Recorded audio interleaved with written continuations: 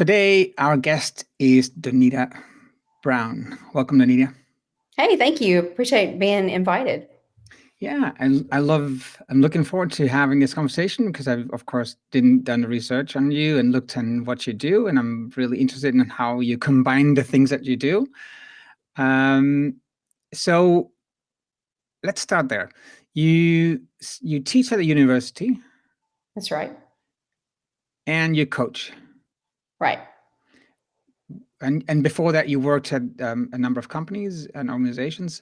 Why did you pick up coaching next to the work that you do on a, in a day job? Sure, sure. So I actually had a very successful engagement with a coach on Coachdotme. I had taken a pretty large promotion where I was working in corporate America in the United States. I worked for almost 20 years in healthcare IT. And I took a promotion where I was leading a team of about 10 people to 100 people. And managing 10 people is very different than managing 100 people. And I was not making that transition well. I was literally working all day long. I'm a mom, and so I would then drive home. I would pick up my girls from school. We'd cook dinner, the whole family, my husband and I would all sit down to have dinner, and then I would work 4 or 5 nights a week until midnight or 1 o'clock.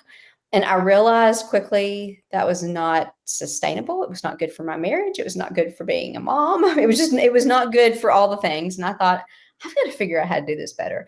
And so I looked at some coaching services, and a traditional coach was just out of the finance equation for me. I just couldn't afford it. So I thought I'll try a coach on Coachdotme, and was paired very successfully with a coach who's now the CEO of Coachdotme. So I kind of won the lottery with the coaching world.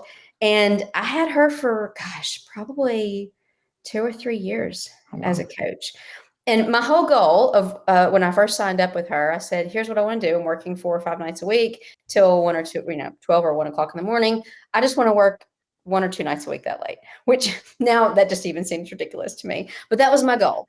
And I was successful. And then I was even able to set up some really great productivity habits so that I didn't have to work late anymore. And then later realized that wasn't the life that I wanted, and decided to start my doctorate, and moved over to teaching at the university. So I came into coaching very differently. Having a great experience with a coach, I thought, man, maybe I could help somebody else. So I look at it almost now as a missional type experience. I teach a coaching class at the university where I work with another coach. We have a coaching practice at the university that I'm at, and we teach it in a different way. We teach coaching for managers, so how to have a coaching conversation as a manager with those that you are leading. So coaching has kind of infiltrated my life in a lot of different ways, and it's always been successful. Is that because you also have a podcast since the beginning of this year, 2023? Is that also something that comes up a lot in your conversations?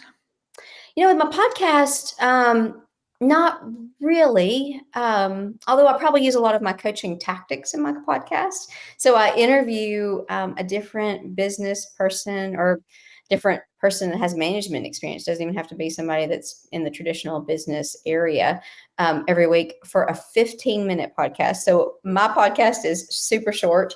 It's called the Management Minute with Dr. Donita, and asking the same 3 questions every week. And it's all about different things in management. So I would say I use the coaching tactics to get them to answer it instead of, and really look for the answer inside themselves instead of trying to say, do this or do this or do this. But that podcast is a lot of fun. I enjoy getting to interview people every week. Yeah, but I remember also one of your guests mentioning that coaching was a big part of how she sees what a manager should do with the Mhm. people that work for her. Yes, So yes. I was hinting to that. Sorry. Yes. Okay. Yeah. Sorry, I didn't take that lead very well. No, I'm Yes. sorry. It's interesting. I did have a guest a couple of weeks ago, Shonda Salmons, who talked about coaching and using coaching as part of her management skills. I have found it's funny, we all use different terms, I think, for coaching, but a Mm. lot of us have been successful with whether it's a mentor that acts like a coach or somebody just in their life, maybe as a role model that has been a good coach, or a coach in a traditional sense, like we think about it with Coachdotme, or maybe even a sports coach. There's a lot of different areas in our life where coaching, I think, touches us whether we realize it or not. Yeah, and I also think that when, like, in the management position or leadership position, there is more space for coaching Mm, today than there mhm. was in the past. At least in the areas that I work, I live in the Netherlands, in Europe, so it may be a bit different than the US. But the feeling I'm having is also with clients that I work with in the US is that there's more space for coaching right now as a leader to give to your people. Oh, sure. Well, I think it's because the work dynamic is changing. I know when I graduated from college with my undergraduate degree in accounting, I thought, where am I going to work? The job market was just different than it is today. Today, college graduates can just go work anywhere. And so I think companies have to think about coaching as a value add. What can I give to my employees that will help them be better? And then we know from coaching, you can get a better experience if you use coaching language, and the answer really comes from yourself rather than somebody just says, here, do X, Y, and Z. So it's really I think coaching can be in a management situation. It can deepen that relationship of trust between worker and the manager, or worker and the leader. And then, there's just been so many radical changes in the workplace in the last 3 to 5 years. Um, with Generation Z entering the workplace, and you've got the millennials and X's, and still you're going to have boomers that are working for a very long time. Um, with all these different generations in the workplace, I think coaching can help um, kind of bridge that language gap between some of the generational languages that we see as well. Mhm. And I'm not sure, but let's check with you. Is that the Corona COVID situation also changed a lot because people started thinking about, what is the value of my job, and how can I find a job that is really valuable to me and maybe to the world? Is that Right. does that have any impact, do you think? Oh, I think it does. And I also think with Generation Z, they're not looking at work as I'm going to go and work and earn money because I'm money motivated. Gen Z is not money motivated. They are purpose driven.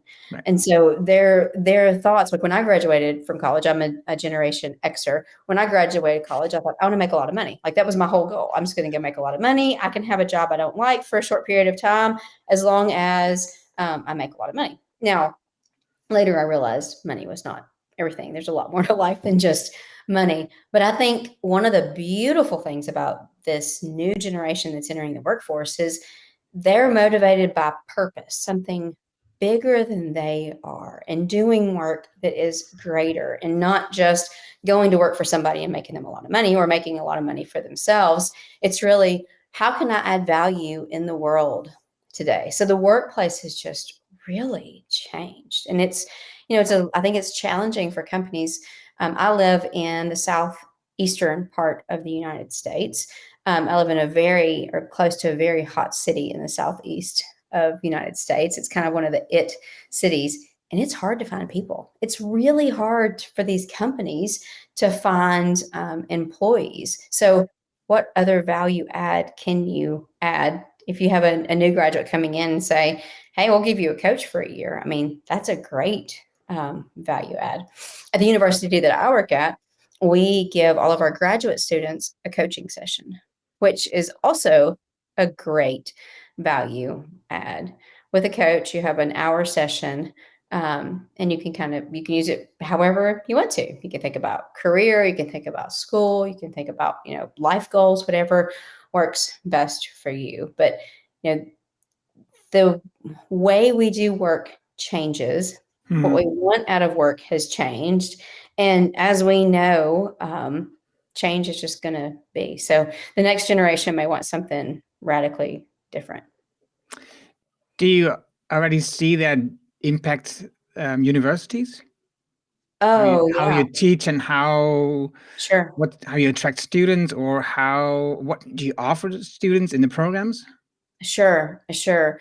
One of the things that we're seeing immediately is some of the majors that people are choosing. It's not just I'm going to choose a major that makes the most money.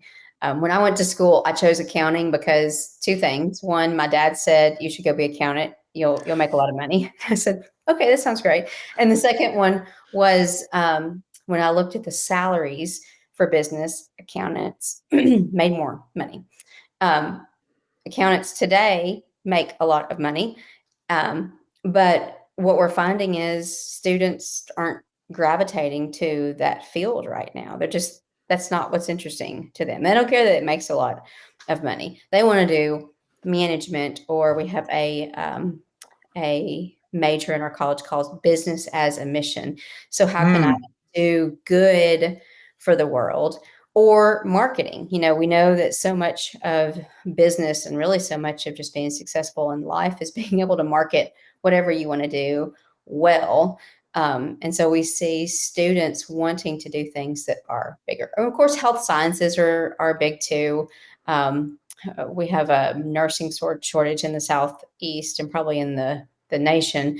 But some of those health sciences fields too are popular, although with a growing generation that we might not always be able to produce as many nurses and other medical professions as we need.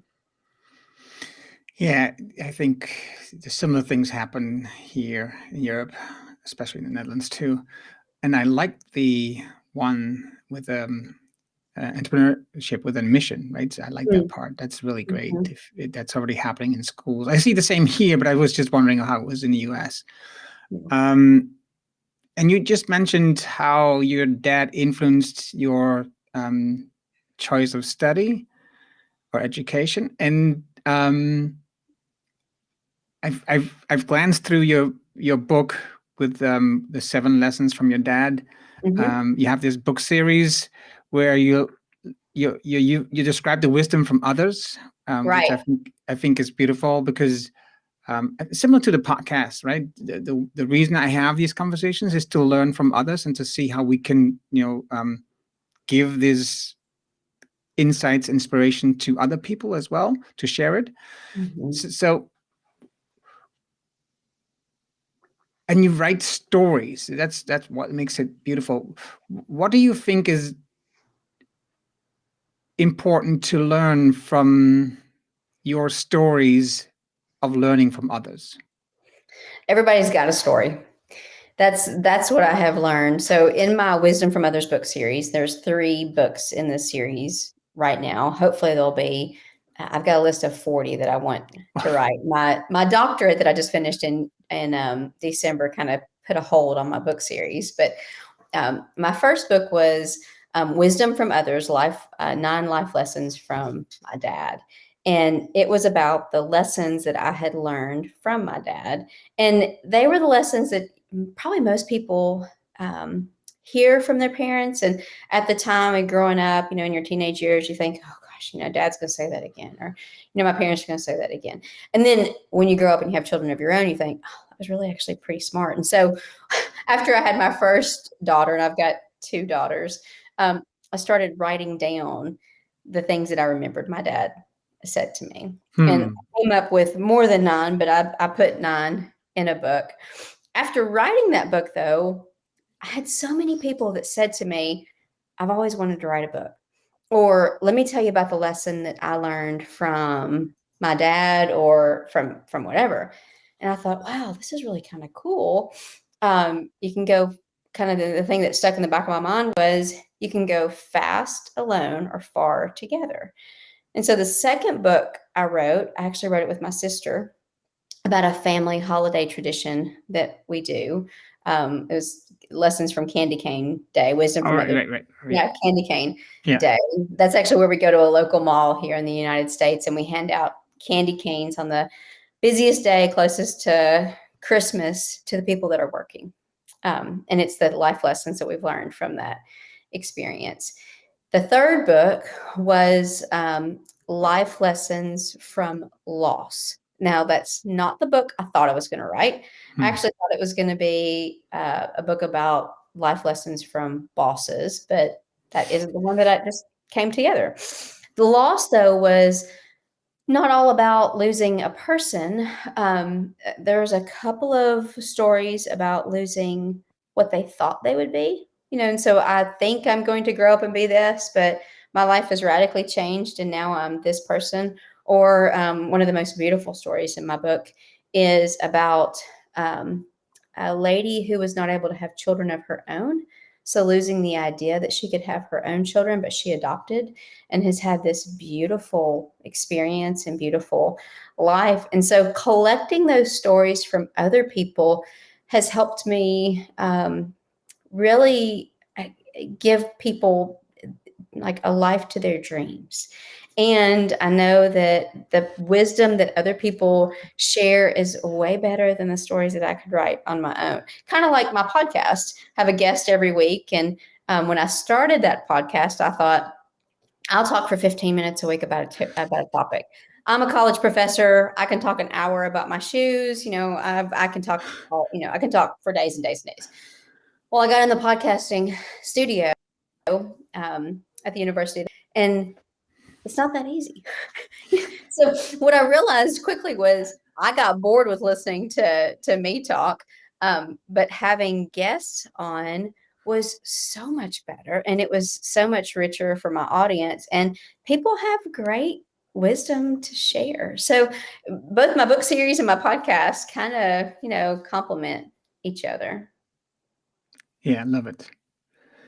And in the book with the life lessons from your dad, I'm wondering because I'm not sure if I read past it, and I didn't read the whole book to be fair, right? So, but you have there the letter that you sent to your dad introducing the book.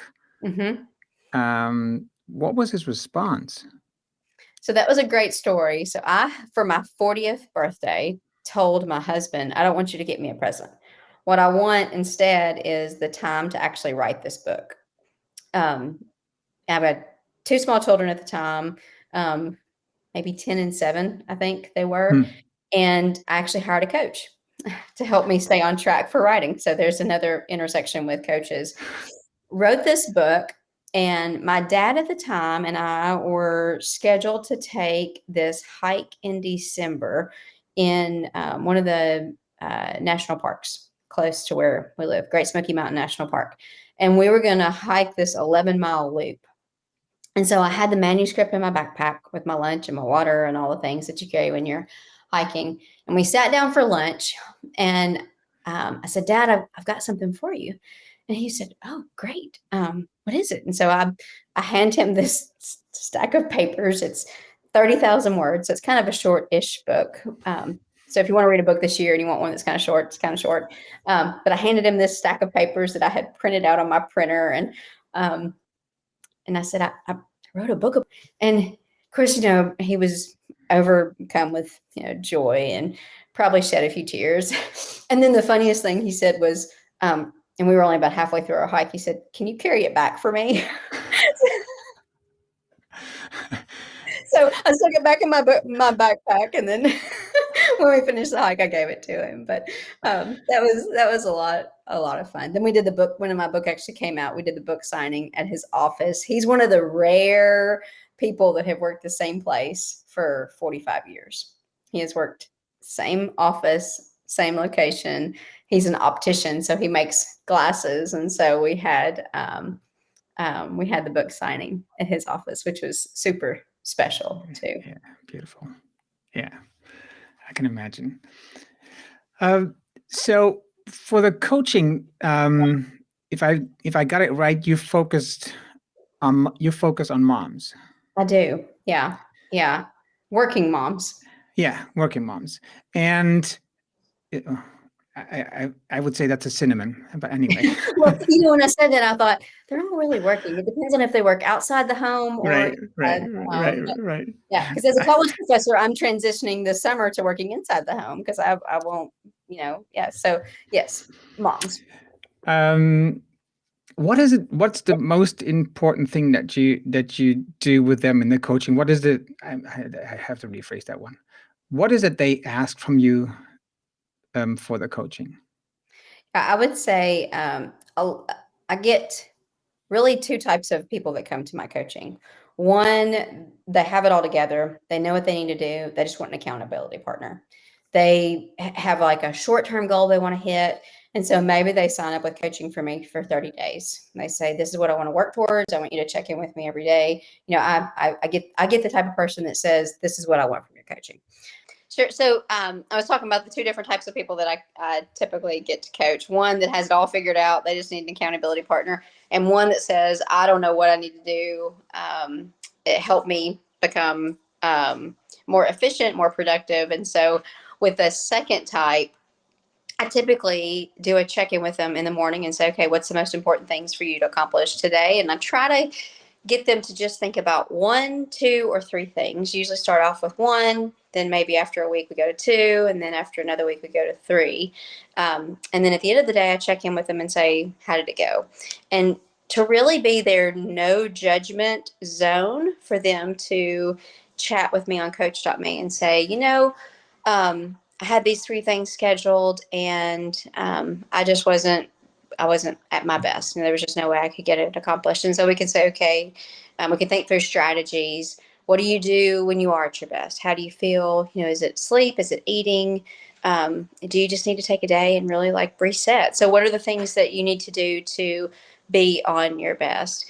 I also run, and most of my people that I have coached join a Facebook group called Peaceful and Productive. And it's the same thing. I ask them in the morning, what's top three for the day? And then at the end, I say, how did it go?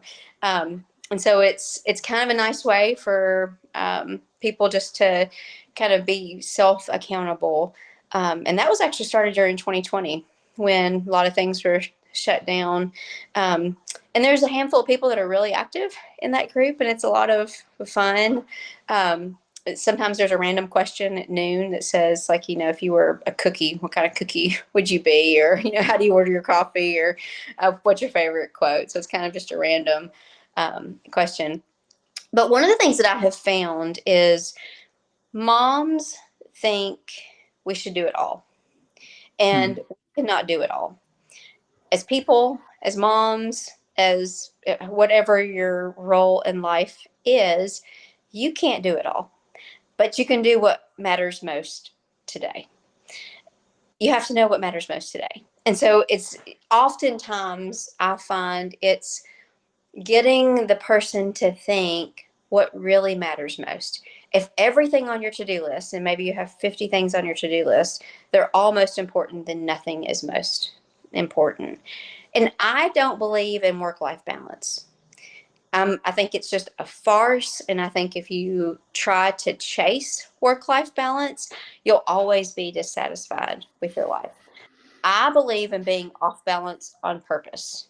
I think there are times when you have to be really focused on work, or really focused at home, or really focused in your personal life. You know, depending on what's going on in your life. But I this whole notion of I'm going to work and everything is going to be perfectly balanced, I think it's just, I think it's a unicorn people try to chase and find, and it just never really works. So I'm more of the let's figure out what needs to happen today. Like, for example, today is all work for me. I'm doing this podcast with you. I've got some podcast things I've got to do for my own podcast later today. I've got to work on some research stuff. So my time is going to be go, go, go, go, go. Tomorrow, I'm not going to think about work at all. I'm going to be all about my family. My daughters play music, and we're going to be at their show, and we're going to be all about them. And I'll be doing things on their social media channels, and so it's going to be all about them. I think when we try to look at balance of I'm trying to achieve balance every day, that's where it gets kind of. Now, some people need to look at that in a week or a month, and I think that's probably okay. But I advocate be off balance on purpose for the right things, knowing what's most important. I think that I'm in another camp, and I I don't think balance is the right word, but I could call it a dynamic balance, right? So, but what I do throughout the day, for example, is that in the morning I start with reading, then I do a walk, some exercise, then I start working for long-term projects, mostly in the morning, and in the Mm-hmm. afternoon I have coaching appointments most of the times. So in the mornings I work at my business and or on my business, and in the afternoon I work in my business. That's how I do this. And in the evening, it's either I whatever I want to do, or I have like sports. In the weekends, also I get up pretty early. I'm just an early bird. I can't help it. But I also read again or do some stuff and prepare for the next week. And then after that, I do work in the garden or I do sports. Sundays, often I be a referee for soccer, for amateur soccer. And that means that I'm focusing on the game, on the ball and the players, and I have no time to think about the other ones. So that's, for me, Mm-hmm. that brings time away from thinking about the business as well. So for me, it is, yeah, I am more like a balanced kind of person, although I'm not chasing it a lot. I have organized my life and my work in this way. Um, It's probably taken you a bit though to get there, and you probably when you first oh, started, yes, or, definitely. yeah, and that's one of the things that I realized when I started with my very first coach was um, I needed to set up my day to match my energy.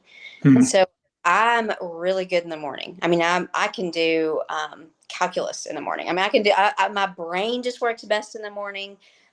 In the afternoon, I have a natural slump around 2 o'clock, and I don't need to be doing anything at that time of day.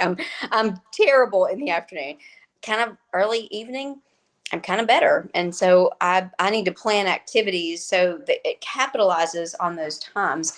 That's one of the things that I ask my coaching clients is what's your natural rhythms, and if you don't know your natural rhythms, there's a lot of different tools that you can download. There's some apps you can download that will help you find those. You can just measure your energy level and say, okay, um, I, tell me what time do you feel good. You could just keep like a time clock and say, okay, what time you get up to what time you go to bed, and just put either a smiley face or a frowny face. I feel good right now. I mean, um, what time you feel good. You said you're an early morning person.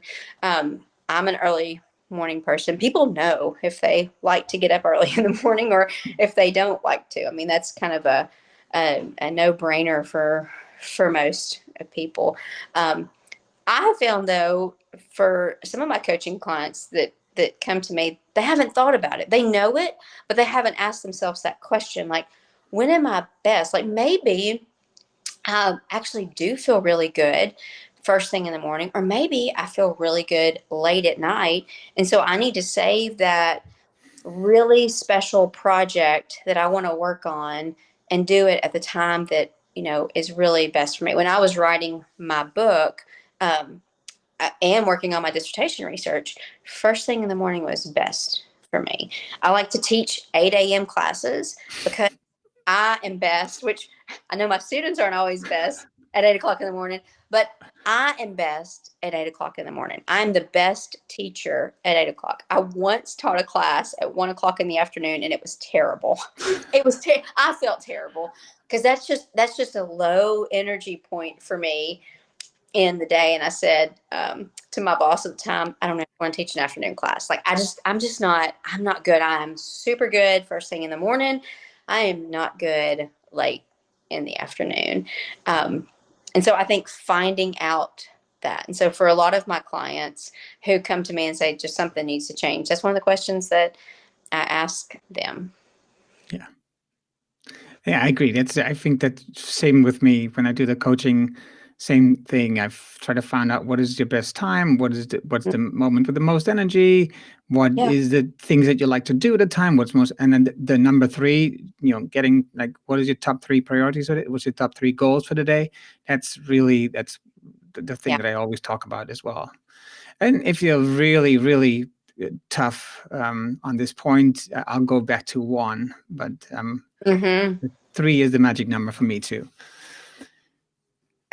Because I like the idea, if you have like 3 goals, you feel it's doable, right? You feel like I can accomplish those. And if you have like a list of 50, it drains you right away when you look at the list and you go like, oh my gosh, I can never do that. And you don't do anything, right? You just go escape to something else.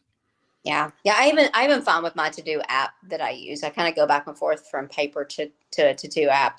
I keep my list of things I have to accomplish on my app, but I always write down on paper the 3 things. And it just keeps me focused. If I wrote down 10 or 15 things, I would be overwhelmed by 10 o'clock in the morning, and it would probably just not be a very good day for me. Yeah, same here, same here. So looking at your books, what is that you think what your next book will be? What's the best advice that others can give you, what you can write about? I've got one that's almost ready to go. It needs some editing work, and it's on life lessons from bosses. And I thought that would be the 3rd book, and I had to put a pause on it. It's written, all the stories are collected, just needs some editing. Um, so it'll be wisdom from others, life lessons from bosses. Then I'm thinking pets, probably do a dog book and a cat book. People love their pets. And so I'm kind of thinking that would be the next way to go. It's interesting. There's a lot of different um, life lessons you can learn, life lessons from your university experience, life lessons from teachers. I mean, I've got a list of 40 that I want to do. It's just getting the time and the energy. And then it's not hard to write. Like, what I have found is most people do a good job of writing their stories. It's the editing of it so that the story isn't too long. I'm a fan of short. My podcast is 15 minutes or less. I'm a big fan of like as quick as you can, short, meaningful stories. And it takes a lot longer to edit a story that to make it sound good and be short versus a long rambling story. So that's kind of where I'm at. I need to do some editing work on it. I'm not sure who the author was, but I I wrote you this long letter because I didn't have enough time to write you a shorter one, something like that. Yes, That's a I have great heard saying. that, and it's so true. And I teach a management class at the university where I work, and um, one of the things that's hard for the students to grasp when they first start taking my classes is I don't want you to write me 3 pages. Like, I'm not going to tell you how long something should be. I want you to be able to write it so it's succinct, it's efficient, it's effective, and it covers what I've asked you. I never in corporate America had a boss that said, give me a 500-word essay on blah, blah, blah, or, a 10-page PowerPoint. It was always the emails or the projects that I could get my bosses to read were things that were very short, bullets, meaningful. It was never, they didn't want to read a 10-page report. I mean, they wanted something that was super short. So I think the brevity piece is key. Yeah, I think I made that mistake a couple of times in jobs that I had, writing long reports. Mhm. Now thinking about it now, um, how do you? Because it talked about a balance and how you look at it. How do you do the coaching with all the other work that you do? Well, it's prioritization. So it's usually first thing in the morning. I check with my coaching clients, depending on time zones. So if I get one that's later in the day, I schedule that. But to me, it's setting my schedule first thing in the morning. So being an early morning person, I get up before anybody else in my house. Um, and I spend a few minutes drinking my coffee. I love coffee, and just writing my schedule for the day. Even though I use an electronic calendar like probably everybody else in the world does, I actually write down my schedule for the day. So from this time to this time, I'm going to do this. This time to this time, I'm going to do this. And I really make a plan for every hour of the day. Now, being a working mom, sometimes those things have to change because kids get sick.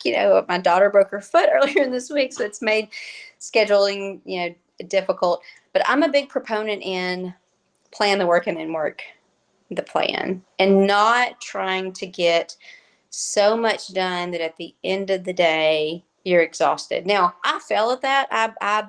I failed yesterday at that, and so it's always kind of retooling what I do. But I'm a planner, and that's what I do. Also, knowing that there are going to be some days that I'm going to work really hard and I'm not going to have, the hour at night that I like to have to read, because it's that off balance on purpose. Maybe I know I've got a really long day coming up.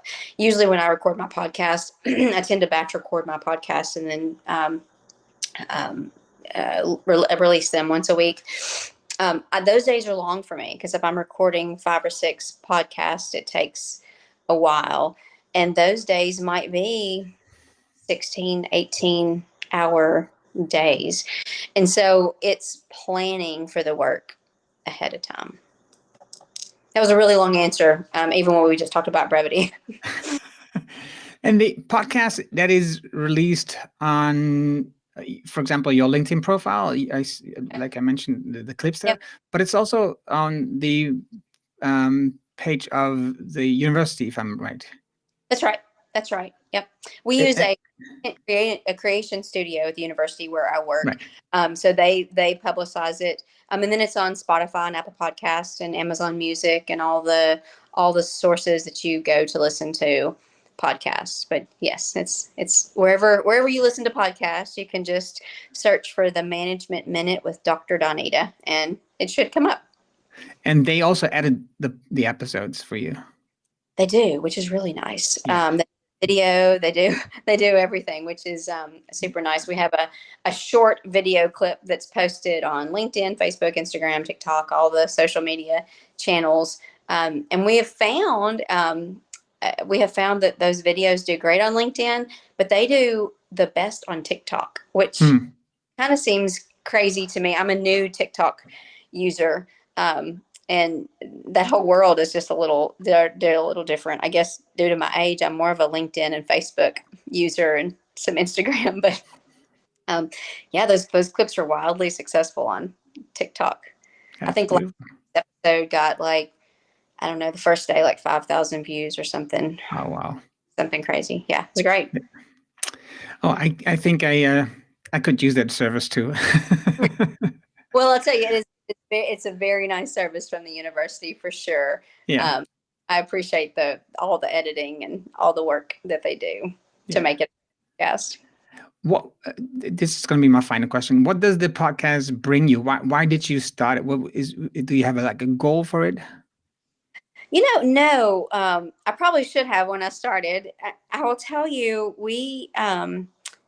the content creation studio at the university where I work was funded by a donor. And it was really a push by a couple of our marketing faculty members who said, content is really a business skill. Creating content is a business skill. There's so much content. Creating good content is important, and our students need to know how to do that as a business skill. And so they created this content creation studio, and we do multiple things in it. It's multifunctional space. Obviously podcasting, videos related to my podcast, but we also do headshots, and you can do a video presentation. You can do a video interview. I mean, there's a lot of different things you can do in that space. And so they said, so the university said, we'd really like for a few professors to go first. We want all the students to be able to use it. And there's a schedule that you can sign up to use it as a student, which is really kind of a great perk for students. Come in, we'll edit your podcast, we'll do all the behind the scenes work for you or show you how to do that, which is a great skill too for a student to learn. And so there was, I think, 4 professors that said, we'll go first. We'll be the first people to go. There's a finance podcast. There's one that they said they would go, and then they started these. They were going to have these very long podcasts, and never really kind of got off the ground. But mine has actually been the one that's been the most consistent, because I think it's that 15-minute talk to people, get their ideas, and make it go. So, I when I first started, I thought, we'll start it and see how it goes. And now I have friends of mine that tell me every week that they listen to my podcast, um, who don't work outside the home. They say, I learn something new every week. And I say, well, managing your kids is management. I mean, that is managing. If you're doing work in a civic organization, as a volunteer, that's management. Leading a Sunday school class, teaching a Sunday school class, that's management. It's amazing how much of our life stems around management. And so I love it that these podcasts are short, and every week somebody tells me, I learned something from your podcast. So it's it's definitely a fun thing. Nice. Okay. I've really learned a lot today again from you, Donita. Thank you for that. I think how you work with students, what you teach, how you coach with your clients, specifically on scheduling the day and making sure that they get their priorities, and of course, accomplishing what matters most to your clients. And also how you did this with your life, and also how you wrote the books, and how the topics come up with the books. So that was really interesting. Thank you for that.